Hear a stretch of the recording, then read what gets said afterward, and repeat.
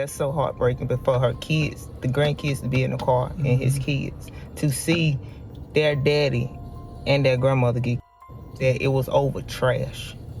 Over some freaking trash. This woman is gone. This boy is gone over some trash.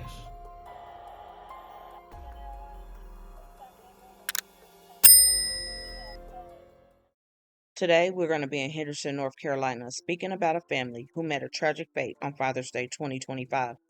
That Sunday initially started off great for 63-year-old Teresa Davis, her son, 26-year-old Joseph Jeffrey Jr., and his girlfriend. The three were all together that day, plus the couple's three kids, all helping Teresa pick up her last things from her old house.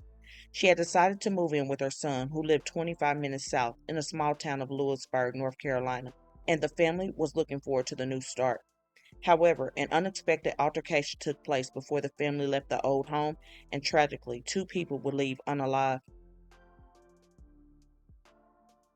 26-year-old Joseph Jeffrey was described as a great father who took pride in raising his children alongside his longtime love.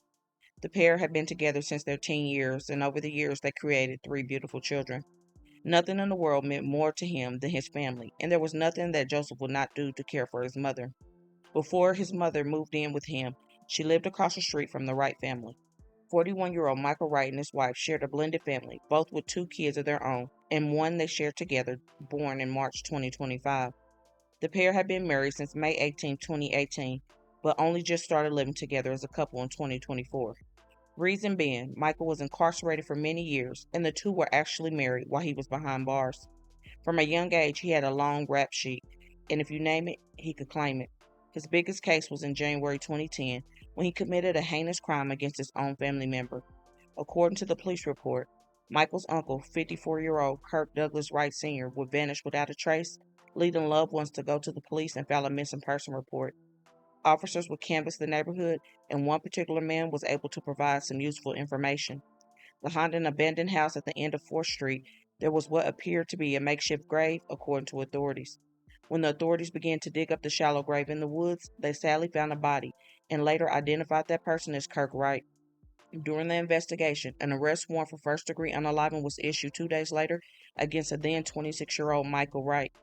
The motive for the crime was unclear, but through the preliminary autopsy from the state medical examiner's office, Kirk Wright passed away after being suffocated. Michael was said to be on the run, and over the next few days, police had to search for him in the Triangle and Triad area based off the leads they had. Time eventually caught up with him, and he would be sentenced to 15 years for the demise of his uncle. Before the crime took place in January 2010, Michael was already a convicted felon who had recently got out of prison in November 2009. He also had convictions in 4 other counties dating back to the year 2000. After Michael served his time and was released, he moved into the residence that his wife already had on the 900 block of Maple Street. This would be the same block that 63-year-old Teresa Davis was moving from and was gathering the last of her things on Father's Day. That day, she came back to her now old house with her son, his longtime girlfriend, and their 3 young children. Joseph allegedly noticed that someone was dumping trash at the home that they were trying to clean up and clear out, and allegedly learned that it was his mother's neighbor across the street, Michael. Joseph then decided that he would speak with Michael about the trash issue, but what was supposed to be a simple talk tragically turned into a gun being fired. Michael allegedly shot not only Joseph with his own weapon, but he also shot Teresa too. All of this played out while the girlfriend plus 3 kids under the age of 6 were in the car and witnessed all of it go down.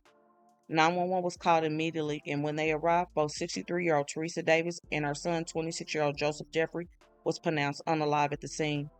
Michael was arrested and taken into custody by the Greenville County Sheriff's Office and held without bond. I spoke to family, I spoke to friends, I spoke to neighbors here who tell me the shootings happened here in this driveway, here in the middle of this street, and in between the victim's house and the suspect's house. Take a look at this. Teresa Davis was shot to, her family tells me, right in front of her 3 grandchildren and their mom as they sat in a car in front of the 63-year-old grandmother's house.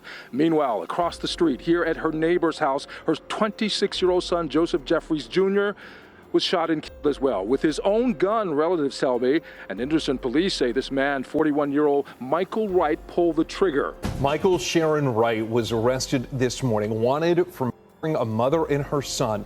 This happened along Maple Street at around 7 o'clock last night. It's a story that we've been following throughout the morning. In this house, according to public record, their neighbor, their suspected murderer, lives. Take a look. His name is Michael Wright, and this morning, around 9 o'clock, the Granville sheriff took the 41-year-old suspect into custody without incident, they tell us, for shooting to the 63-year-old mother and her 26-year-old son less than 24 hours ago. Following his arrest, investigators from the Henderson Police Department processed Wright into jail, and he was ordered held without bond pending his initial court appearance. Michael Wright is now locked up in the Granville County Detention Center, and records show dozens of criminal cases against him.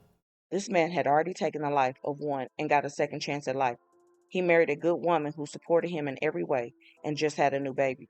Now, if he is convicted of taking the life of two more people, he will most likely never see the light of day again in the outside world. 3 lives total by the hands of one man, and it is so tragic. Through it all, it appears that his wife is sticking by him and even updated her social media with a picture of them both with love over the photo. Under the comments of the profile picture, one person wrote, "I'm so sorry this happened in your life, but whatever you do, do not give up on the purpose for this union. This marriage was God-built, so stand on it. Keep the faith, the trust, and stand on his word. All of us got a past, but only God holds the future. Praise, praise, praise him through the storm. Sunshine will come in the morning." With that being said, do you all feel that just because we all have a past, that any and everything is okay to stick by your partner? Let me know. I understand that when you love someone, that you want to see the good, but honestly, is it worth hanging on to? Because even though the Lord is forgiving, he is not the creator of wickedness, and this alleged crime Michael was accused of is definitely wicked. Teresa was said to be such a great woman, mother, and grandmother who would do anything for anybody, and what happened to her in front of her grandkids is very heartbreaking to say the least. The same for her son. His longtime love and mother of his kids was in the car too and witnessed it all go down, watching the love of her life take his last breath behind a senseless gun crime. Do you all feel Michael should have never been let out after taking his uncle's life? Let me know. One thing, though, is for certain, that if he had a longer time behind bars or life, that Teresa and Joseph would still be alive because he would not have been out in the free world to have an encounter with them. All in all, the whole situation is a tragedy for all involved, and my thoughts and prayers go out to all of those affected by this terrible crime, especially the girlfriend and the 3 youngins who had to witness it all. Teresa and Joseph's life mattered, and they deserve to still be here. So please don't forget to comment your thoughts and prayers for this family in their difficult time, and hit that like button and share to make your people aware. And as always, remember to stay woke. Things change quickly.